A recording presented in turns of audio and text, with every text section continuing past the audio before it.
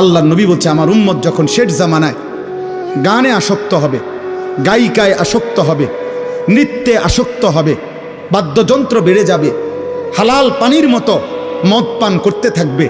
আল্লাহ রাসূল সাল্লাল্লাহু আলাইহি ওয়াসাল্লাম বলছেন ইজা যাহারাতিল কাইনাত ওয়াল মাআজিফ ওয়াস্তাহাল্লাতিল খামরা, আল্লাহর নবী বলেন আমার উম্মতকে তখন মাটিতে ধসিয়ে দেওয়া হবে, পাথরের বৃষ্টি বর্ষণ করা হবে, চেহারা বিকৃত করে।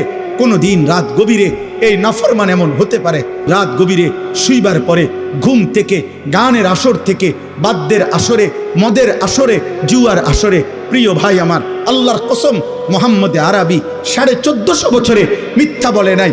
এই পাপের শাস্তি হিসাবে নবী বলছে চেহারা কোনোদিন অচিরেই শেষ জামানায় আমার উম্মতের চেহারা এই গান, বাদ্য, মদ, নেশা, জুয়ার আসক্ত ব্যক্তির চেহারা মানুষের সুরত বদলিয়ে পশু জানোয়ারের আকৃতি হয়ে যাবে।